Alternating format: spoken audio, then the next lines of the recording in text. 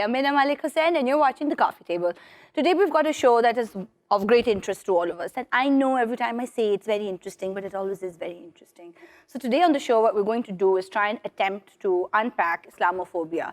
Where does it come from? Why is it so pronounced now? What can we do to cope with it? And sort of, I'm sure other questions will arise from there. I'm no expert, but that's why we've got this show. We've got people on set to talk to us about it. So joining us today on the set is Asif Iftikhar, who works on Islamic modernism, teaches at LUMS. And we've got Dr. Mariam, who is an assistant professor of literature at the Lahore School of Economics. Hello, welcome to the set. Hello. Hello. It's a pleasure to have both of you here today. So we basically want to sort of jump right in. And Asif, tell me so I like to sort of unpack basic things right at the beginning, because I feel a lot of people who watch have questions, and it's also kind of awkward now because it's been so long since Islamophobia has been a part of our lives that at this point, if you ask what it is, it's a bit awkward. People are like, you should already know this by now. So please tell us, what is Islamophobia? Well, again, it depends because, like most imagined constructions, there's no one kind of Islamic phobia. There are different kinds of Islamic phobias. Right. And you could see it as a performative, you could see it as construction. And in each sphere, then you have to deal with the complexity. Yeah, in media discourses, you can perhaps afford to generalize things. But when you go into the complexity, then there are a lot of nuances to it. Right. Which would, in each instance of its each instance of its occurrence, right, or each construction would be very different from what one would imagine it in another sphere or at another point. So what you're saying is that it's used as a blanket term now, but it's actually, there's a great deal of complexity to it. So what's the difference between performative Islamophobia and constructive Islamophobia? Yeah, construction, yes. When you construct an idea, obviously, then you are giving a narrative to it. You are, giving it a depiction. You're painting a conception. You're giving of Islamic form to an attitude. Trying to, imagine what it is, which might not be out there. And there are certain acts which are done, and we categorize them as Islamophobic or as Islamophobia. And as I said, each construction can be very different. Your understanding of Islamophobia might be very different from another person's Islamophobia. For instance, one would typically imagine Islamophobia as something happening from societies outside the Muslim majority societies, and targeting Muslims in Muslim societies or the diaspora Muslims, for instance.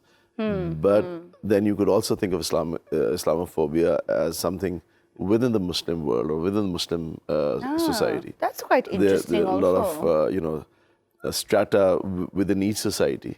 Yes. I mean, I having lived and worked in a Western society in Canada for so many years, I had never seen anybody kind of appalled or kind of wary of person wearing a particular kind of attire. Quite right. Which in our upper classes would be a big problem. You'd immediately be categorized as a fanatic. Yes. It's very conservative. As a mullah, and then the mullah himself would be categorized, or a Maulvi himself would be categorized as somebody who is ignorant, who's unaware of social reality. Yes. On the other hand, if you read, let's say, just to give you an example, if you read Qasim Zaman's ulama in contemporary Islam, Custodians Change, Qasim Zaman, by the way, is the head of religious studies and Middle Eastern studies at Princeton.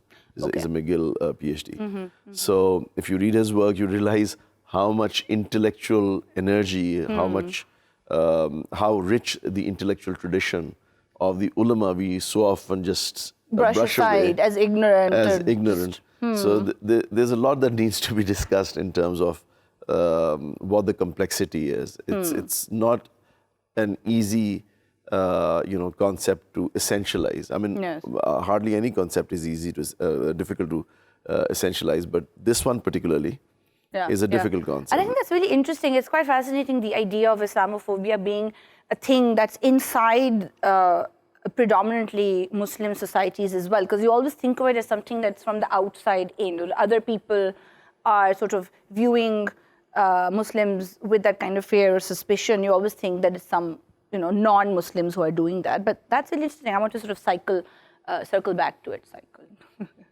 So Mariam, you are predominantly a scholar of literature, and you've worked on the Dastan-e-Amir Hamza, which is how old is it? I don't want to say medieval because I don't know. Well, the first instances of it are around the 7th century. That's really interesting because, Asif spoke about a lot of our literary tradition and ulamas who've done so much academic work, and we tend to sort of not think about it. But at the same time, we also are very proud of this Islamic academic intellectual heritage where, we have our philosophers, and we had Imam Ghazali, and it was amazing, and it's the heyday of the Muslims, and we were making so much progress intellectually and academically, and translating the Greeks, and sort of where does Amir Hamza fit into that tradition? Well, Amir Hamza doesn't really fit into that tradition, but while we're talking about Islamophobia, I continue to think back to how the Arabian Nights come down to our children. They come down to us through Hollywood, for instance. That's true. And I've recently asked my students how many of them know what's the origin of Aladdin. Yes. And none of them know. Really? Don't they know it's from in a the class Arabian of Nights? about 80 to 100 so different sections merged together, they'll tell me they've never heard, or they're surprised that it's part of Alif Layla wa Layla. So we're talking about othering. They're and not sort of... Okay, yes. We're talking about othering, and I see that all the time in the kind of work I do. Yeah.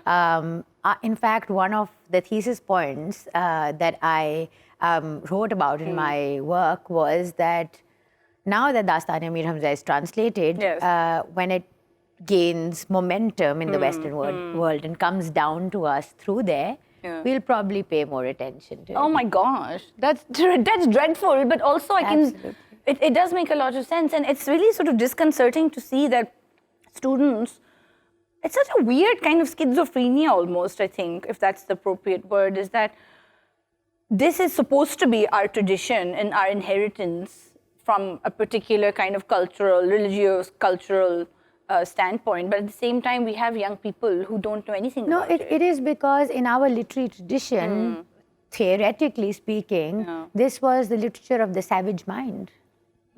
But savage according to whom? According to the theorists of the Urdu language. The Dastan was not supposed to be read or studied, even like... It was sort of works like it was trashy reading. Something like Beheshti Zevar. In Beheshti Zevar, they say, good women will not read Dastan-e-Amir Hamza or the Arabian Nights. Does it actually say that? It actually says that. The Beheshti Zevar is an insane book. That itself corroborates the point that I was trying to make earlier. I mean, how many people have actually read Beheshti Zevar, Oh my God, I did read it. I did. Of course, there are my anomalies and incongruities. Yes. But where do we not find them when there's a time lag, when there's a diachronic kind of ethos? It's in another time, another space. And the upper class women were finding it very useful at that time. Do you know that it has recipes for cooking, for instance? Yes, it's a complete manual. It has kind of advice and suggestion for the realpolitik at home. How to deal with.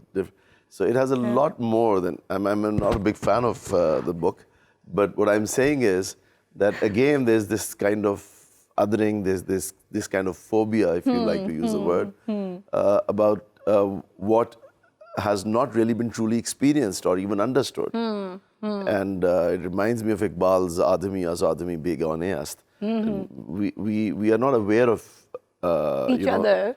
each other, and one of the most expedient and perhaps in terms of the power dynamics, one of the most convenient ways of dealing with that unknown factor is to other the unknown. And close it off to inquiry. Yes. Really, close it off to inquiry.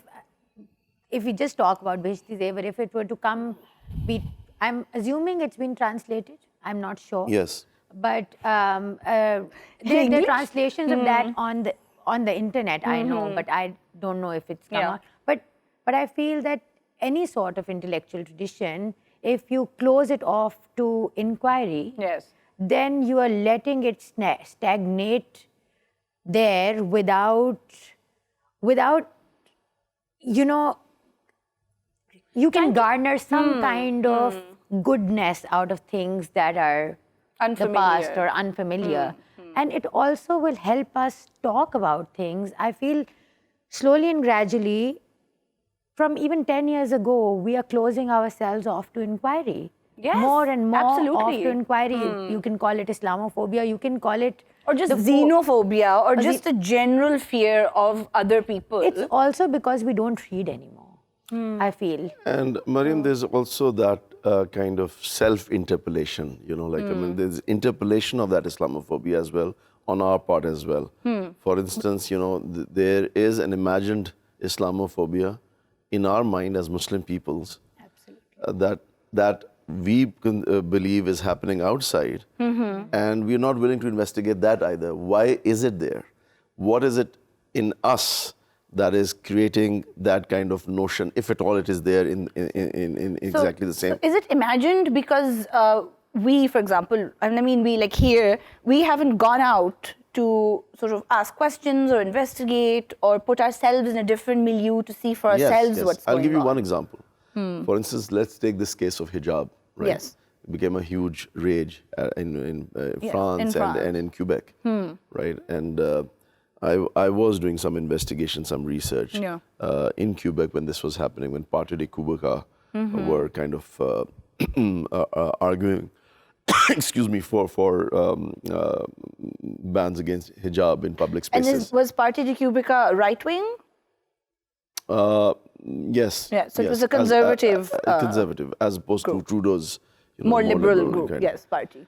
And there were reactions, and interestingly, very few people really understand the rationale that they gave, the way they market themselves. Basically, they were doing it under what was known as the Charter of Values. Right. Their argument was that hijab in public spaces is an encroachment upon our ethos, which we have cultivated over years. And here's the interesting part. Majority of the ulama, many of whom were good friends, and I used to interact with them a lot, about 21 of them. Not a small number. Not a small number in one city. And I had discussions with almost each one of them. And from different regions, Arabs, Iranians, Pakistanis, Turks. Interestingly, most of those that one would be inclined to call traditionalists, traditionalist ulama, were not against the idea of the Charter of Values. Do you know why? Why? Suspense. Because their conception was that if we don't give the francophones or the people living there in Montreal, the general people, the majority, this right to have their own cultural ethos safeguarded by virtue of their majority vote, then the quid pro quo is that in their own country, back home, they do not have the right to make laws as would safeguard their own kind of values in terms of decency laws, for instance. Right. So interestingly, the modernists like Javed Ahmed Ghamidi, or people who are generally categorized, seen as more liberal and kind of forward maybe thinking. they would like to identify themselves as differently. Yes. But those are the people, for instance, Javed Ahmed Ghamidi, well-known scholar, was arguing that in Pakistan we should not, vis-a-vis the idea of a nation state, we should not have curbs of this kind where individual freedom of a woman or a man, for that matter, is curbed by statutes. And the way you dress, I mean, there should be maximum kind of freedom to dress as you like. So that, and his quid pro quo would be so that in that kind of, I wouldn't use the word secular for a certain reason, but in that kind of setup, in a secular society, for instance, such as France, a Muslim woman should then have the right to wear a hijab. That was his quid pro quo. Okay, so right? if we're being permissive in Pakistan, for example, then that permissivity should then translate to French Muslims as well, so that it's equal for everybody. But the traditionalist ulama, who should have been the most vocal against Islamophobia, and said that no, you should keep it. Who should have been theoretically, or at least one would imagine, who should have been the most vocal against Islamophobia, were the ones who were saying, this is okay, you can do it. They had other reasons to pose it, there were historical reasons, but generally speaking, as a philosophy, as an idea, they were saying, this is okay. I mean, their argument was that when we came here as immigrants, we should have been informed, there should have been negotiation on this, blah, blah, blah. And it's part of integration, and it becomes a sort of different conversation. It was a different argument, but in terms of the idea per se, the traditionalists were not opposing this, and we would see something of this sort sitting here as Islamophobic. Yes, actually, quite right. So on that note, we're going to take a very quick break and come back very soon to this fascinating conversation. Stay with us.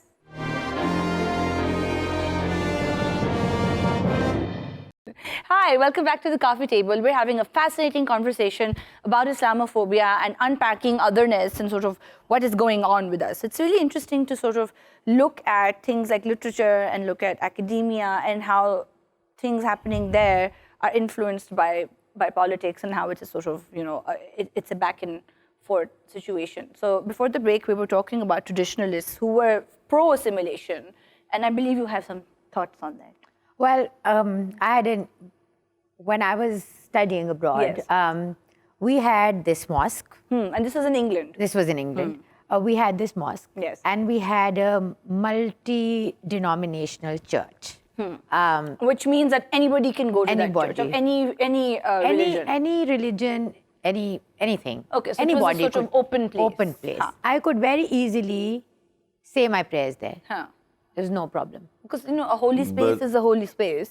If I might, problematize that. If I were to go to Punjab Club here, wearing a desi dress, would I be permitted in? I mean, I know in defense, I can't wear a shalwar kurta with a chappal and walk into a club, right? I think you have to have a waistcoat. There's an ethos which somehow is a privilege which is accepted for a particular class in a particular environment.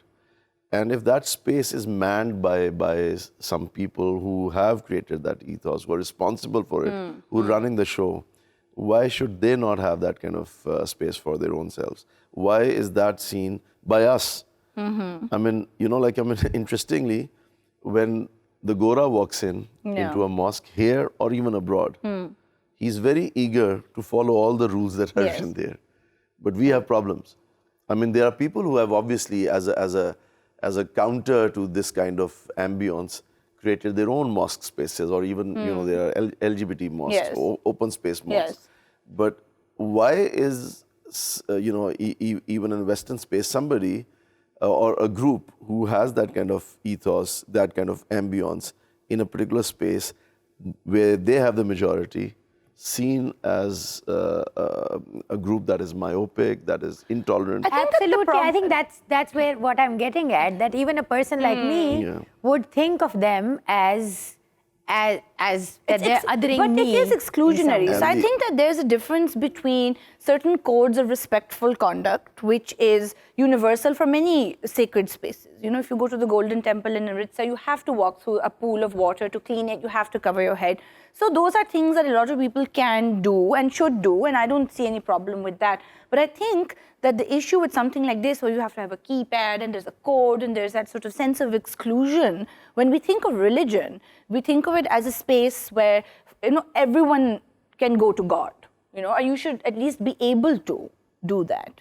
And yes, of course. I'm talking about that kind of exclusivity where others weren't allowed. I would have thought that if it were more open, lot more people would go in and probably... But that's your Islam, right? Why on the one hand, we are harping on the idea of Islam or Islamic tradition not being a monolithic whole. Yes. That's our interpretation, that's our ideal. We want that plurality to exist, right? And yet, where a particular segment of that plurality wants a space for itself, we have problems. So there are internal contradictions.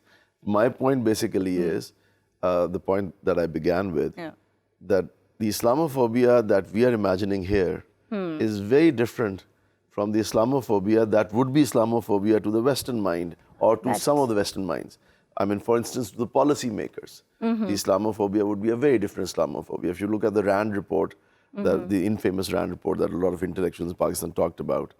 What is the Rand report, just for people who don't? It's like, I mean, there are different organizations that do research work to help U.S. government make their policies, social research, political research. So they made, this a long time ago, they made a typology which was very interesting. It was like categorizing the good Muslim, bad Muslim kind of thing, the othering process. And there you would see the Sufis as categorized as the good Muslims, because they're more inclusive. Because their conception of the Sufi is, music, qawwali, meditation, which is seems so similar to yogic, practices. And then, of course, the hitherto construction of the Wahhabi by the British is now the Ahle Hadith, categorized as the bad guys.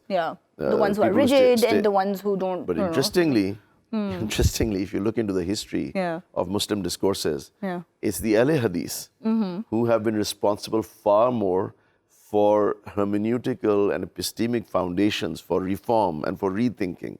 People like Shah Abdul Aziz, for instance, who was Shah Waliullah's son. Like when the British took over India, there was this huge debate here about whether the Muslims should continue to live in what was then seen as Darul Harb. What's that? It was no longer the abode of Islam. So the classical theory said that if you're not living in the abode of Islam, you should migrate. Otherwise, and go somewhere where there is Islam. You are not permitted Islamic to rule. stay. Otherwise, your death would be the death of an infidel. That was the classical conception. So it was Shah Abdul Aziz who basically gave this notion that yes, this is no longer de facto. Muslims are no longer ruling India. So this is Darul Harb. But because of such and such factors, they are not forcing us to abandon our faith. We are allowed to do our Jummah and blah, blah, blah, a number of things. And no one's interfering with our practice. Yes, so he gave a Quranic historic argument based on his study of history. And Muslims accepted that, and we were able to live here. And this reform comes from people, ideas of these kinds were coming from people who are more inclined to be proto-Ahle Hadith type than the modernist type. Who were the people in Chechnya fighting against or coming out as? They were Sufis. So these categories are really very, very problematic. What is Islamophobia to the US policymakers is a different Islamophobia. What is Islamophobic for the average American educated person in university is a different kind of Islamophobia. And to the ordinary American, it might be what might more appropriately termed as xenophobia, as you categorize it. And there is a difference there because so each one of these categories has to be seen with its complexity. Otherwise, we have that we make that cardinal mistake of essentializing. Like we say it in Urdu, कि आटे के साथ गेहूं भी पिस जाता है. तो वो, in the same grind, you deal with you actually obfuscate a lot of possibilities of interaction of human understanding by these overgeneralized, oversimplified, essentializing kind of statements and propositions. But a lot of Islamophobia, one sort of has seen it in the arc following 9/11. So that was 2001. And that's the sort of, I think, point from where we kind of trace this increasing tendency towards right-wing thinking. And there's that sort of, there's generally sort of been an increase in more conservative alt-right movements, and a lot of governments in the world are now voting in conservative right-wing. We're just going to take a quick break to digest what has just been said, because it's incredibly complex, but something that's incredibly worth thinking about. So stay with us. We'll be back in a minute.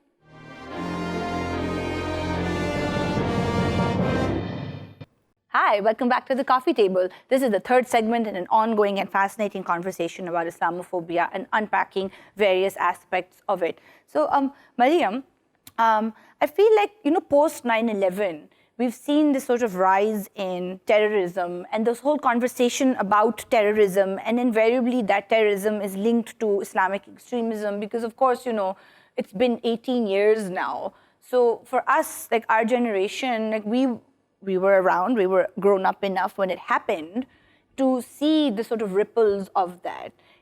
But it's also interesting that we've experienced terrorism, and we are equally, it's equally frightening for us as well. And you interact with a lot of students as a teacher, So what I think, it's a very genuine, normal psychological response to fear. If you see places that you usually go to or being bombed, and that the act of bombing or the act of terrorism is then associated through media, through rhetoric, or through narrative building with a Muslim who wears a turban, is bearded, will be wearing a rucksack, will walk into a train and blow it off. Or for that matter, I lived through a time here when there were repeated bomb blasts, and a few of them I heard myself, and they traumatized me.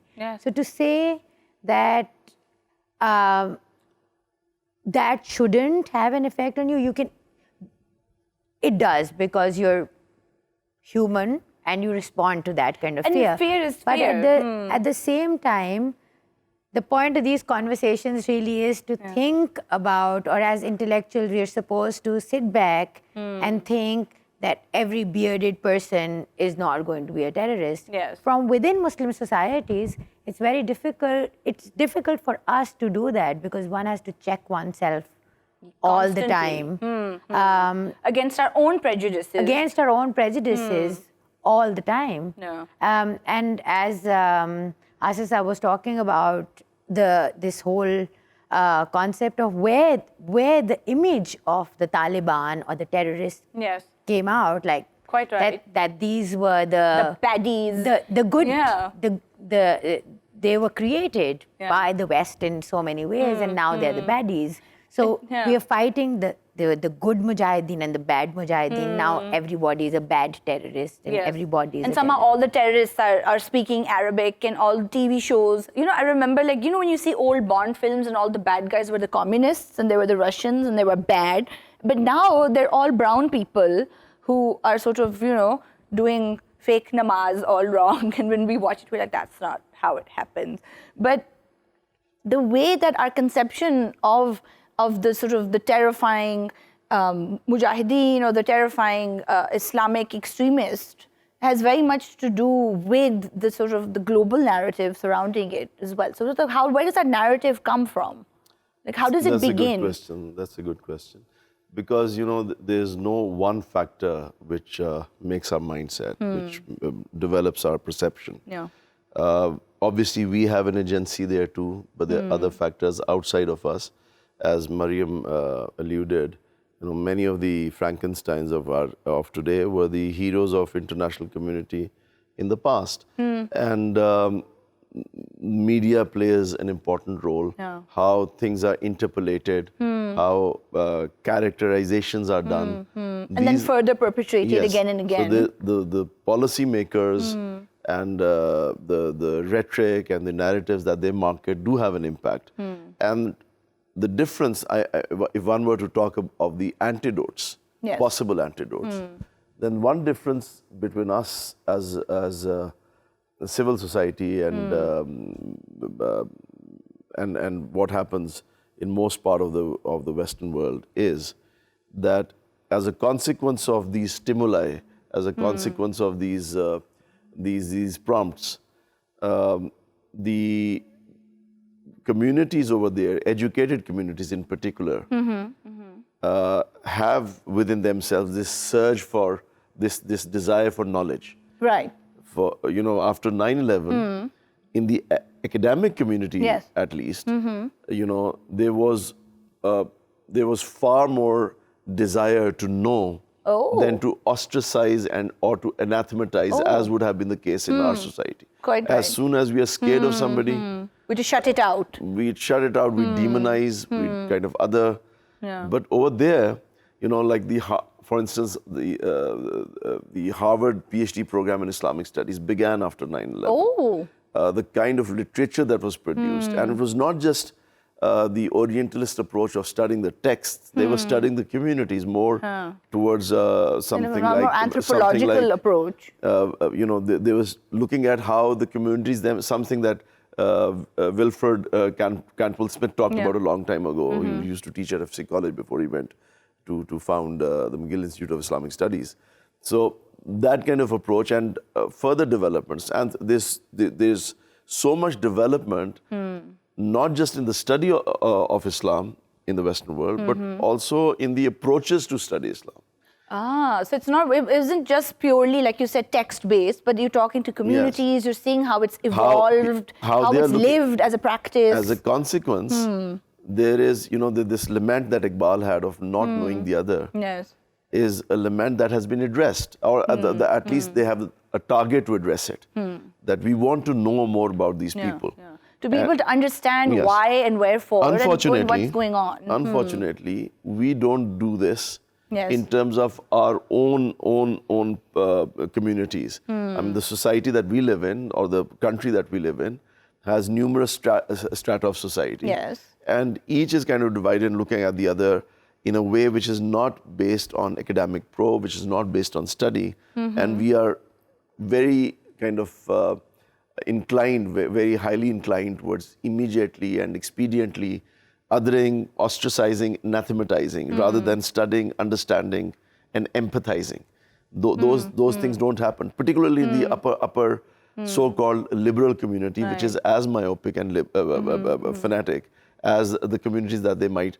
You'd be amazed at what is happening in madrasa discourses, for instance. Really? Your ulama, the ridiculed caricature of a mullah, is far more interested in knowing about modern social sciences and about modern situation than the other way around. And that's true. And I suppose that also has to... Sorry to cut you, but we're talking about academia here. But the narrative that's shaped by media or common discourse is very different to the kind of narrative that happens in academia. And there's a certain kind of bar that we set in academia, and the conversations happen at another plane. I sometimes think of these conversations taking place with the common man, and there is a complete and absolute disconnect. For instance, I continue to think back to, which is all over Facebook after a shooting takes place in the US. Everybody says, oh, lone wolf. Troubled teen, psychological issues, this, when that, and the other. It's a white person. Within white societies also, it's easier to demonize the other, just like it is here among the common people. It's always safer to hold the other in what Marina Warner calls intellectual quarantine. Intellectual and political quarantine. The other is always quarantined. But you just don't interact with it and you keep it at bay. I think in common narrative, it continues to happen everywhere. Yes. That this is my person. Not all of us are bad, because if you were to look at one person who you associate with in race, nationality, or color in some way, to say that there's a problem there, you're also, by virtue of that, accepting that there's a problem with you. And it's very difficult to then accept that problem needs to be handled on both sides within you as well. It reminds me of Bronte's lines, was grief enough to think mankind all hollow, servile, insincere, but worse to trust my own mind and find the same corruption there. Yes. So, that's the risk, but you have to take that risk, because how else will you bridge in these gaps? How else would you, really know what spaces can really be negotiated at the grassroots level, at the level of people? And speaking of the academia, I completely agree with Mariam that there are so many other factors. That's the note I began with. But then, when one looks at the antidotes, it has to come from the academia. Absolutely. Because that is where, the counter to the policymakers and the way they think and the expedient way of thinking with power structuring as the only main target, unstated real target, It's the academia But if this work that's going to kind of create the academia counter. and storytelling. Yes, As I talk about storytelling, Storytelling. is such an important space where you can negotiate between. I always say that storytelling exists in this liminal space, and if I can go back to Dastane Mir Hamzat, it exists at the a-religious, ahistorical margins where it's not history and it's not fiction, and it's absolute fiction. So in that kind of space, you can negotiate problematic areas of thinking. But in a safe way. In a safe way. And in a free way. I feel we are closing off storytelling spaces as well. How so? Because storytelling, I must not name the person I must not name. But discretion. but when stories are closed off to inquiry, when you think of stories as real to the extent that they pose a threat to your identity, then I feel you are closing off a lot of inquiry. But this sort of threat to identity is that the reason why there's this upsurge in the alt-right and this sort of increasing intolerance on both ends of the spectrum as well, where, increasingly people are becoming more xenophobic, they're more racist, there's more fear, there's less engagement. I've recently everywhere. been teaching Edward Said, so Introduction to Culture and Imperialism, and I was talking about xenophobia because he says all cultures are xenophobic to some extent or the other. That's how cultures are built. We must be xenophobic, just like our little cells are inside our our little bodies. nation is, everybody else is there. Absolutely. And we are together. Xenophobia is also But we must be important. aware of it. Yes, that's crucial also. Crucial. but xenophobia is important. Like I was talking about how the cells kind of decide what they're going to let in, what they're not going to let in. Yes, like a borders, and borders like you kisko visa milega. Aur kisko visa milega, nahi milega. So even that is important. So when we're talking about xenophobia, it is important to be xenophobic and be aware of it as well. Yeah. It is normal and natural to accept it is also important. But then, by virtue of that, to close it off to inquiry is the other problem. So everywhere I feel there's a lack of balance. If I say don't do this, that doesn't mean this can never happen. And I think that's the conundrum of intellectualization, which, to use the phrase, the general public or to common knowledge, it's a contradiction in terms to say that xenophobia is important, but it has to exist in its kind of balance, to have knowledge about it, to say that I am going to protect my identity, but at the same time, not to the exclusion of everybody else, is also important. Right, because how can you develop an identity in isolation? Like, no man or woman is an island, and if we're not aware of the biases that we have, how on earth can we sort of move towards a more inclusive state of affairs in any respect? That's the important point that Mariam has made, I think. Sometimes you have to be exclusive. Right. Like it's okay to be exclusive. For instance, take this debate about humanism, for instance. Right. Like, in the upper crust of our society, in the more liberal segments of society, now this is the inward, humanism. And it reminds me of one of my professors at McGill, who's now in Columbia, Wael Halak, who used to say that humanism is perhaps the most insidious foe of mainstream religion in modern times. It is, in a sense, because, for instance, if I want to interpolate my identity first as a Muslim and then as a human, why are you imposing this humanism on me? You are also making an imposition and telling me that my identity as a Muslim, which I want to kind of put at the forefront, is before my has humanity, to be pushed humanism. back by virtue of your humanism. So you are, this utopia of the lamb and the lion drinking from the same lake, is perhaps for the next world. In life, you will have that kind of exclusive space for your own self. Yes. You will make a claim on certain values, like the Charter of Values was done by Party Kumbhaka. The important thing, however, is to be aware of what you are excluding, what you're including, and that inquiry has to be based on assertion that or those decisions.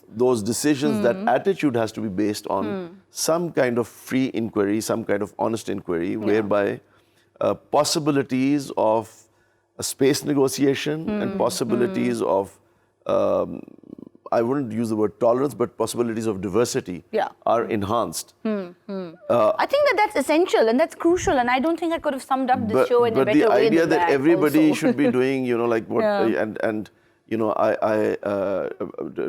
to be more tolerant is an ideal of everything that is around me. No, that can't happen. I mean, would you be able to, for instance, live as one lives in a nudist camp in US? No, that would be categorized as indecent exposure. I mean, there are spaces. But also, just as a last thing, that important to say that this kind of discourse has to exist in academia. I fear, if we talk about Pakistan particularly, we are losing that space even in academia here. Right. Yes. So it's this encroaching on everybody. He said it, that academia abroad is at least looking at these things. We need to start looking at it, otherwise it's a slippery slope. Quite right. And I think that's a fantastic note to end the show on. And thank you so much, both of you, for being here with me today. Thank and you. sort of giving voice to an incredibly complex and what I found a very fascinating set of issues. And thank you guys for watching, as always. If you're watching this on YouTube, don't forget to like and subscribe. And we will see you next time on The Coffee Table. Bye now.